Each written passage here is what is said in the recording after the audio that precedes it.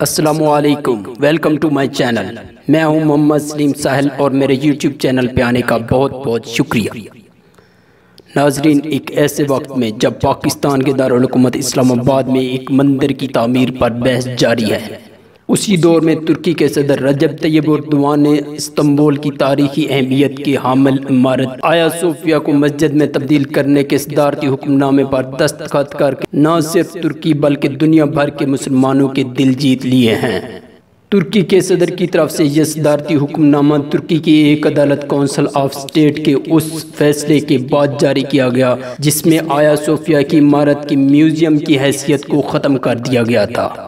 اس عمارت کو اقوام متحدہ کا ادارہ یونیسکو عالمی ورثہ قرار دے چکا ہے اور یونیسکو نے ترکی کو خط بھی لکھا کہ وہ اس کی حیثیت تبدیل نہ کرے، لیکن ترکی کے صدر اردوان ہمیشہ سے اس عمارت کو مسجد بنانے کی حمایت کرتے رہے ہیں۔ ان کی الیکشن مینیفیسٹو میں بھی اس عمارت کو میوزیم سے ہٹا کر دوبارہ مسجد بنانے کا عزم شامل تھا۔ یہ عمارت اس قدر متنازع کیوں ہے؟ آئیے آپ کو اس کی اصل تاریخ بتاتے ہیں۔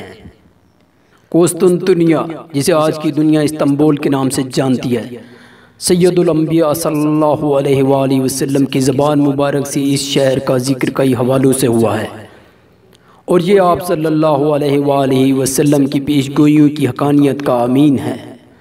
یہ شہر آپ صلی اللہ علیہ وآلہ وسلم کی پیش گوئیوں کے مطابق 1453 میں فتح ہوا، لیکن اس عظیم شہر کے بارے میں باقی تمام احادیث اس بڑی جنگ ملحمۃ الکبریٰ سے متعلق ہیں جس میں یہ شہر ایک بار پھر مسلمانوں کے ہاتھ سے نکل جائے گا اور سیدنا امام مہدی کے فتوحات میں فتح ہونے والا آخری شہر یہی ہوگا۔ یہ قسطنطنیہ جو اس وقت استنبول کہلاتا ہے، اس میں موجود عمارت آیا صوفیہ گزشتہ 1500 سال سے تاریخ کے لاتعداد مناظر دیکھ چکی ہے۔ آیا صوفیہ 481 سال تک مسلمانوں کے سجدوں سے آباد رہی، لیکن 1931 میں مصطفیٰ کمال اتاترک نے اپنی اسلام دشمنی میں پہلے اس پر تالے لگائے اور پھر 1935 میں اسے عجائب گھر میں تبدیل کر دیا۔ اب دوبارہ اس کے میناروں سے اذان کی صدا بلند ہونے والی ہے۔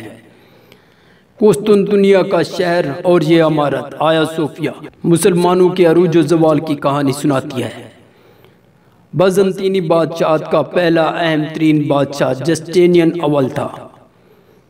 اس نے 532 عیسوی میں آرتھوڈکس چرچ کے مرکز کے طور پر یہ عمارت آیا صوفیہ تعمیر کرنے کا حکم دیا، جو 537 عیسوی میں مکمل ہوئی۔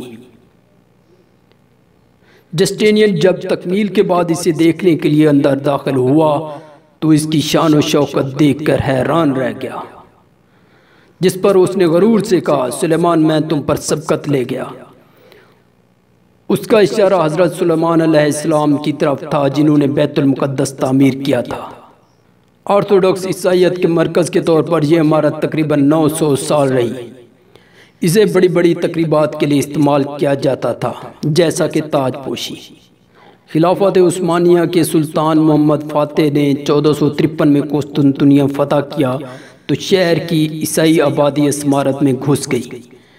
ان کا ایمان تھا کہ اس کے گنبد سے ایک فرشتہ اس وقت تلوار لے کر آسمان سے اترے گا جب ترک دشمن قسطنطین کے ستون تک پہنچ جائیں گے، لیکن سلطان محمد فاتح اس ستون سے گزرتا ہوا مسجد کے گنبد والے ہال میں داخل ہوا اور اس نے وہاں کھڑے ہو کر رسول اکرم صلی اللہ علیہ وآلہ وسلم کی سنت پر عمل کرتے ہوئے گنبد والے فرشتے کے منتظر عیسائیوں کے لیے ویسے ہی فکرے بولے جو رسول اکرم صلی اللہ علیہ وآلہ وسلم نے فتح مکہ کے وقت بولے تھے کہ آج تم سے کوئی مواخذہ نہیں، تم سب امان میں ہو۔ آیا صوفیہ میں موجود عیسائی خاندان جو اپنی موت اپنے سامنے دیکھ رہے تھے، سلطان کے اس اعلان پر پھوٹ پھوٹ کر رونے لگ گئے۔ یہی وجہ ہے کہ قسطنطنیہ جو کبھی عیسائیت کی تہذیب کا مرکز تھا، آج وہاں صرف 2% عیسائی ہیں اور وہ بھی باہر سے آئے ہوئے آرمینائی آباد کار۔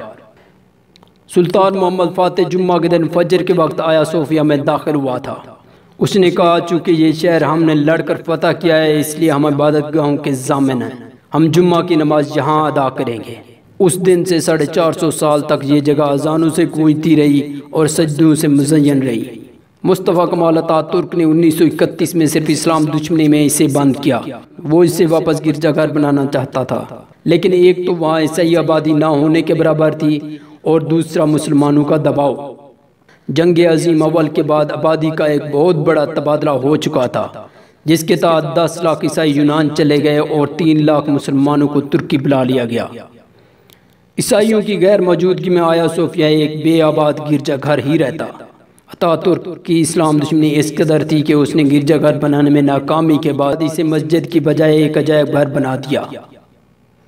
آج طیب اردگان کی حکومت 85 سال بعد دوبارہ اس 450 سالہ مسلم تاریخ کو زندہ کرنے جا رہی ہے، جس کے بارے میں اقبال نے کہا تھا، دی اذانیں کبھی یورپ کے کلیساؤں میں اور کبھی افریقہ کے تپتے ہوئے صحراؤں میں۔ بہت سے سیکولر لبرل تل ملائیں گے، شور مچے گا، لیکن آثار قدیمہ کے عالمی اصولوں کے مطابق تمام عمارتیں اور نوادرات اس ملک کی ملکیت ہوتے ہیں جہاں وہ پائے جاتے ہیں۔ اس لیے آیا صوفیہ بھی مسلمانوں کی ملکیت ہے۔ آج کے دور میں ملکیت عمارت کا مصرف بتاتی ہے۔ آج بھی آیا صوفیہ ترکی میں موجود بلیو ماسک کے بعد سب سے بڑی مسجد ہے۔ بڑے عرصے تک آیا صوفیہ مسلمانوں کا مرکز رہی ہے، اس وقت تک تو خاص طور پر رہی ہے جب تک کہ بلیو ماسک نہیں بن گئی۔ بلیو ماسک بھی استنبول میں بہت بڑی مسجد ہے جو 1616 میں تعمیر کی گئی تھی۔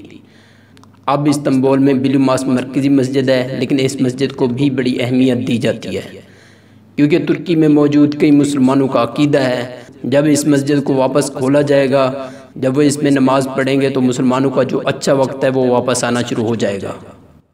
یورپ کے صرف ایک شہر لندن کے 500 بند گرجا گھروں میں 423 کو مسلمانوں نے خرید کر مسجد بنایا، اور آج ان میں نمازیں ادا ہو رہی ہیں۔ یہ تو بام رضامندی سے ہوا، لیکن اسپین سے جب مسلمانوں کو زبردستی نکالا گیا تو وہاں کی 3000 مساجد کو گرجا گھر میں تبدیل کر دیا گیا۔ کیا یہ سیکولر اور لبرل مافیا اسپین کی 3000 مساجد کو مسلمانوں کے اختیار میں دینے کے لیے آواز بلند کرے گا؟ بابری مسجد میں اذان کی آواز کے لیے جلوس نکالے گا؟ ہرگز نہیں، اس لیے کہ دنیا میں ہر سیکولر، لبرل اور لا دین اصل میں مذہب دشمن نہیں بلکہ اسلام دشمن ہے۔ اسے کرسمس کی رونق، ہولی کے رنگ اور دیوالی کے دیپ اچھے لگتے ہیں، لیکن اسے مسلمانوں کی اذان سے لے کر بکروں کی قربانی تک ہر چیز سے نفرت ہے۔ آیا صوفیہ میں موجود 85 سال بعد بلند ہونے والی اذان ایک ایسے شہر کی بڑائی کا اعلان ہے جو 1000 سال تک یورپی تہذیب کا مرکز تھا۔ ویڈیو اچھی لگے تو لائک کر دیں، کمنٹ سیکشن میں اپنی رائے سے آگاہ کریں، چینل کو سبسکرائب نہیں کیا تو سبسکرائب کر دیں، اسی دعا کے ساتھ کہ بابری مسجد میں بھی دوبارہ اذان کی صدائیں گونجیں۔ محمد سلیم ساحل کو اجازت دیجیے، اللہ حافظ۔